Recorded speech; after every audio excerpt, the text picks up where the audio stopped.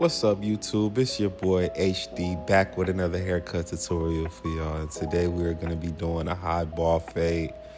This is one of my regulars right here. He comes in all the time. So I pretty much got this haircut down packed, but we're going right in, man. We have the adjustable close and we are just making that initial guideline. So we're getting rid of the C cup on the hairline and we just want the straight down. So we're going in right there. That's where we're going to start it. Right after that, we're going to bring in our gold effects and clear out the bottom. So if you guys have watched any of my videos, you know I like to just do one side and then you just copy what I do on this side on the other side to finish the whole haircut. But if I was doing the whole haircut in one sitting, I'm going to be spinning a chair and I'm doing everything at one time, so you don't double the haircut time. Also, when we're clearing out the bottom, I am bringing the liner up to the line, but just a little bit below it. So probably about a centimeter below it.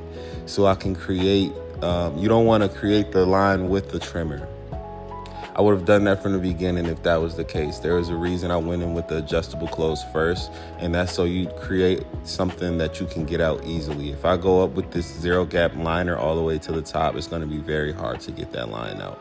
All right, so now we're grabbing our detachable clipper, and for his haircut, I do a 1A with the grain. So whenever someone has waves, you always want to go with the grain. Only time I go against the grain is if their hair is very light in certain areas, or if they don't have waves. I like to just get a straight even cut, so I go against the grain. But if someone has waves, you never go against the grain.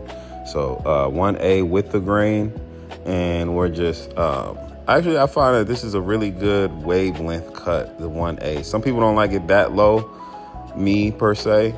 I like mine at like a 2. I like to keep mine a lot darker, but it looks really nice when you go low, like with the 1A.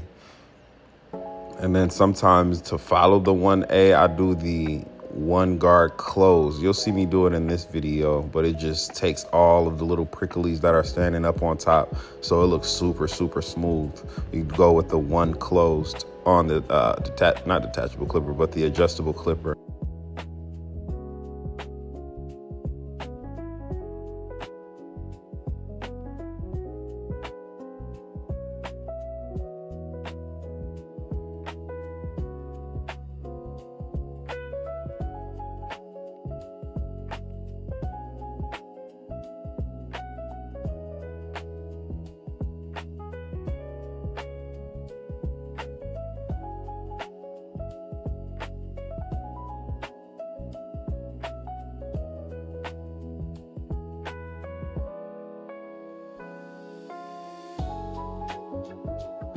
All right, so now we're taking our adjustable coming up, and then we're just gonna do lever open, lever midway, lever closed, and then just adjust it however you may if you see darker spots.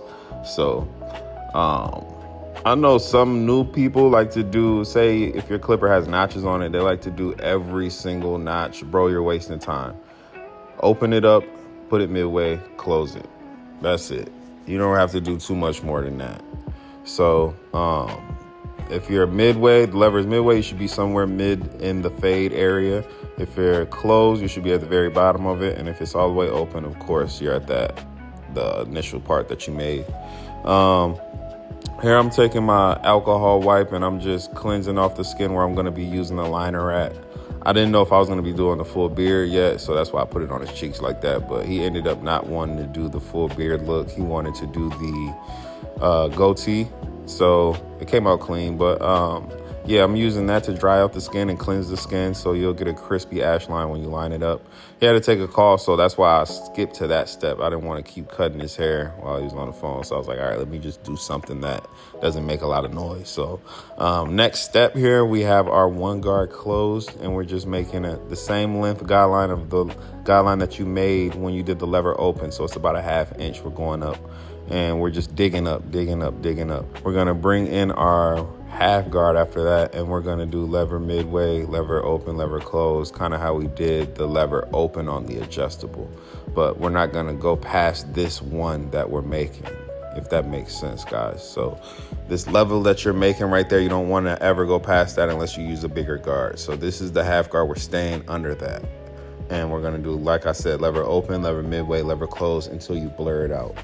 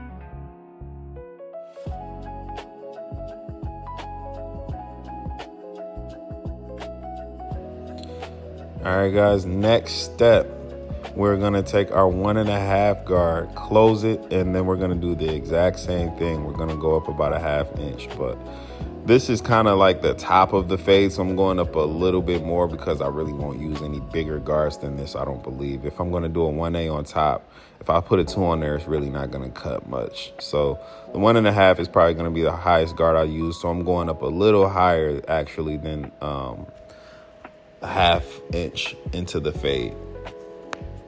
So this is the lever close. If I open the lever, it'll blend it even more up into the top, which I believe I end up doing eventually.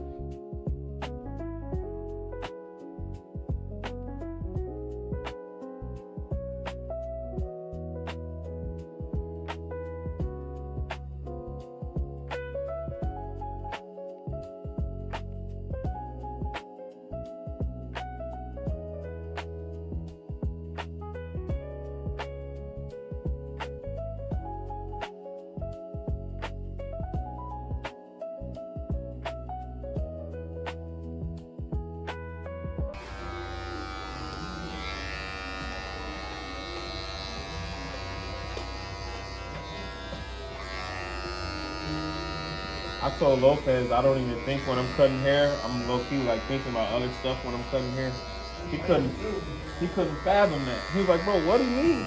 He was like, how you not think? He said, nah, I can't do that. I gotta think about it. But I just thought about it just now, like, bro, I don't even know what I'm doing right now. Okay.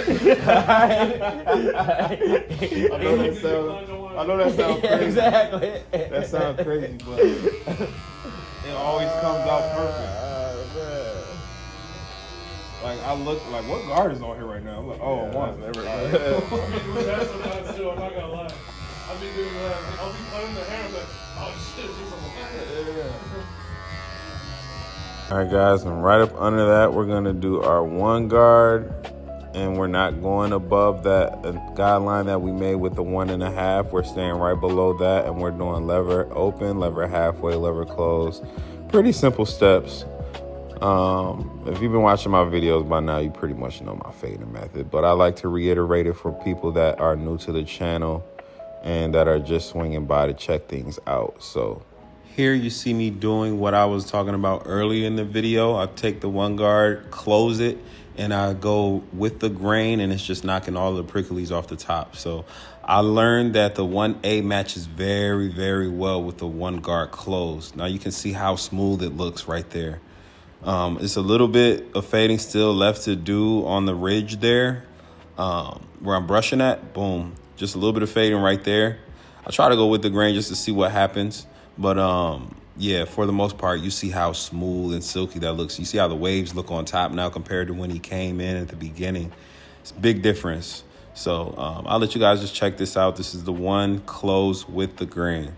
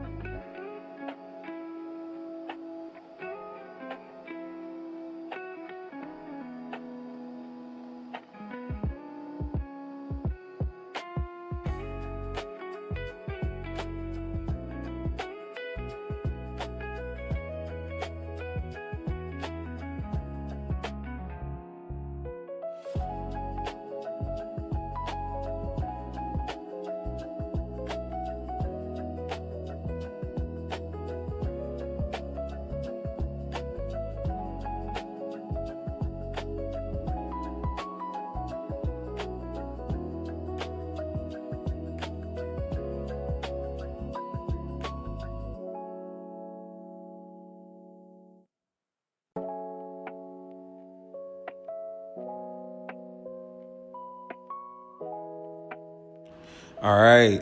So next up, I grab my Andy's Master, and this I like to use as a finisher. So I'm just detailing the bottom of the fade. The bottom of the fade is one of the most important parts of the whole fade. So you guys want to make sure you give that one special attention. Every part of the fade is actually the most important part, but the bottom plays a big role into whether it looks like a chili bowl or not. You don't want any clear harsh lines in the fade when he's walking outside and people are looking at the haircut. This is like your business card, guys. So you want this thing to look as blurry as possible. You want people asking, who cuts your hair? That's how you like get more clients. So I cut a lot of people, and a lot of the times people come to me because they've seen cuts that I've done on other people. So this is your business card, guys. Treat it as such. And then I'm turning the chair just a different angle. And you can kind of see how blurry that thing looks, man. The gradients of it from bald to hair to dark hair. You know what I'm saying? So, yeah, just follow these steps and do them. Spam the steps, man. Do the steps every single day, every single haircut. And I promise you, your face will come out looking blurry like this as well. Both sides. Look at that. Clean, clean. Bam, bam.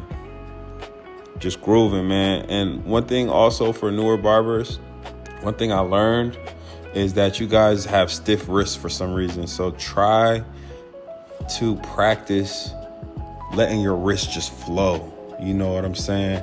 It's like a painter with a brush, just letting the wrist just.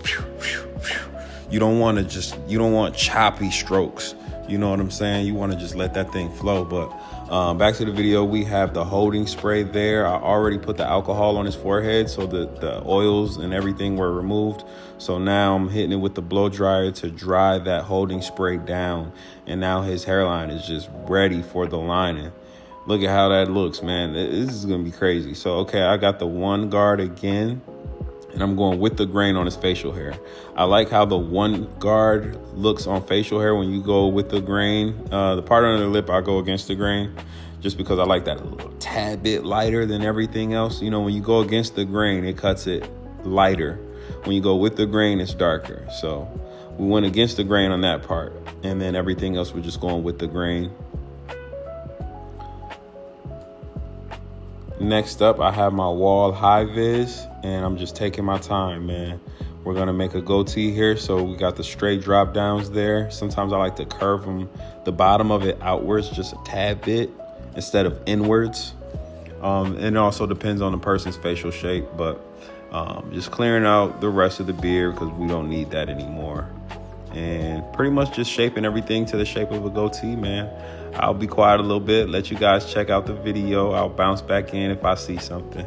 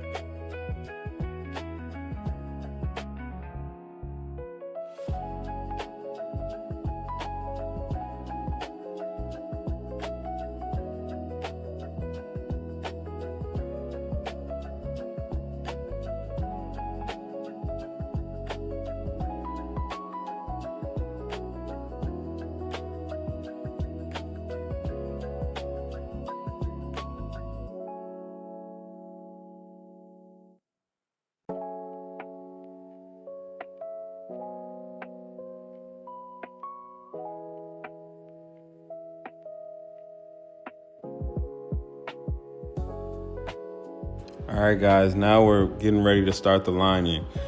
I learned the longer you leave that holding spray on there after you've dried it off and the alcohol and everything, when you prepped it so well, it just leaves a crisp ash line, man. So I'm excited to do the hairline when I know I prepped it correctly. So we do the vertical bars first, guys. That's exactly how I do my hairlines, vertical bars first, because once you do both of those, the front hairline exposes itself. You can kind of see where it's supposed to be. I like to clean my clients' eyebrows as well, especially if they have a unibrow forming. I just like to clear it off for them. But you can see where I put the 2 vertical bars there. Now you can kind of see where the front line is supposed to be. I'm so sorry about this angle right here. I just got in the groove of doing a haircut and I forgot I was even shooting a video. So I'm just right here, man, just zoning out. But you can see it a little bit right there, but I'm just taking it from the middle, going to the left. Then I'll take it from the middle and go to the right, hitting the vertical bar again, connecting it to the point that I just made. One thing about hairlines as well, guys, are those corners. I'm going to express this so much. The corners. Make sure those corners are nice and sharp. They're not like slanted down. You want to make sure it's a perfect, like right degree angle. Like you don't want your corners lousy looking. They need to be sharp and crisp. That's one of the most important parts of the lineup besides making it straight is the corners, guys. So right there, yeah, I'm coming back to the middle. So I went from middle to the left, to the left to the middle. And then I'm going to do the same thing on the other side.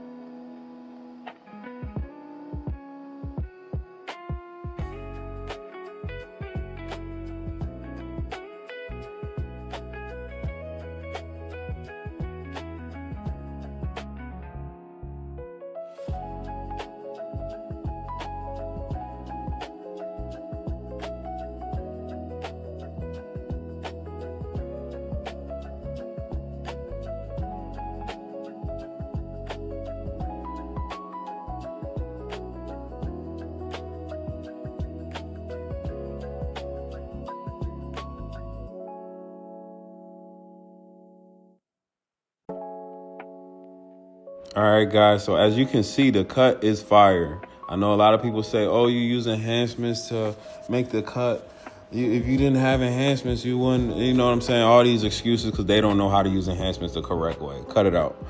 The cut right there is fire. He could walk out right there. We could charge him right there, charge the card, let's go. That cut is fire, but I always like to go above and beyond, and I like that photo book ready look. I like that magazine cover ready look, like you finna go collect a Grammy or something. So we gonna get you all the way together. We just gonna hit it with that black right there, bam, bam. And we're not gonna cake it on. This is very light. We're just enhancing it a tad bit. You see that? This is not crazy different from what it just looked like 10 seconds before. So you see that? Same haircut. It's just a lot more enhanced. Look at that. That is ridiculous, bro. Then the fade just make it look so blurry. But it's all about how you apply the enhancements. You know what I'm saying? So right here we have the fibers, and we're gonna make that the second layer of the enhancements. And we're just putting it on. We're not caking it on. We're just making it a tad bit lighter. So that lineup is gonna pop from a distance.